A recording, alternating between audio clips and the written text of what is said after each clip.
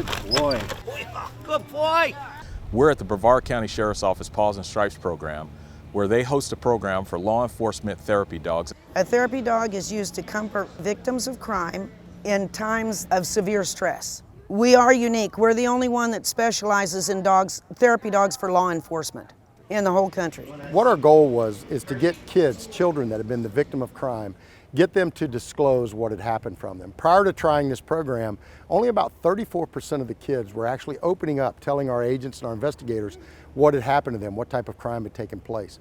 We piloted the program for 1 year, and what we found was immediate success. 81% of the children disclosed to us what had happened once they were interacting with the dog, whether it was feeding the dog, reading to the dog, or just petting the dog and using it to break down those barriers. When you look at the number of lives that will be impacted by the dogs and the handlers in this room, it's absolutely amazing. We have just celebrated our graduation for the Palm Beach County Sheriff's Office very first Therapy Dog Academy.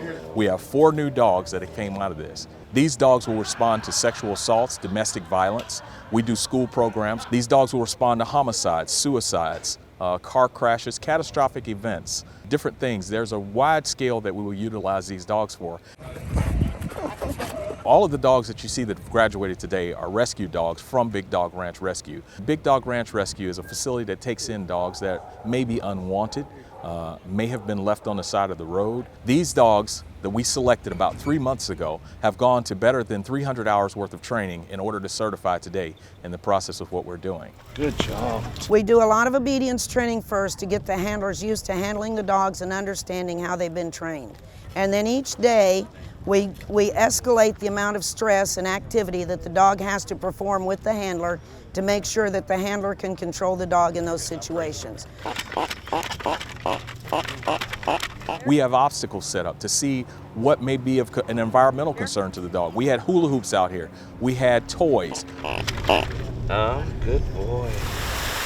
When we were at Viera Mall, that's an outdoor mall, and again, it's an exposure to the dogs that they had not seen before. So there are different people, there are different body shapes, there are different types of people, there are different types of approaches that people have. His primary function is to calm situations and make people feel better. This is all part of the training where we expose the dogs to as much as we possibly can. Hey, buddy. He's a service dog. Go down and visit Ron John's surf shop in Cocoa Beach. The purpose of that visit is, again, to expose the dogs to another environment that they have never seen before, to expose them to as many people as possible, and we try to wear the dogs down to see what their response is going to be and how they respond when they're tired. And then we had the testing process continue.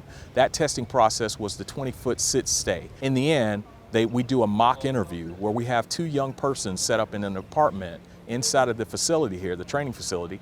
They go in and they actually interview the child, and that interview lasts about 3.5 minutes to see how the handler and the dog are going to operate when they're in that environment. He's a smaller dog, and we did that intentionally because we felt that when we have smaller kids or elderly people, people who might be afraid of dogs, that a smaller dog might be a little bit more effective and not as intimidating. As far as the obedience goes, he was spot on with that. That wasn't an issue. I think probably his biggest issue was just being with a lot of big dogs and getting used to that.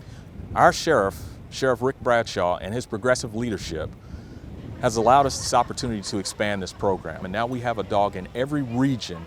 And ultimately, we'd like to have 2, maybe 3 dogs in those regions at some point down the line. I'm grateful that the sheriff and the Palm Beach County Sheriff's Office is supporting this and fully behind it, and I really believe that this is going to be very beneficial to the citizens of Palm Beach County.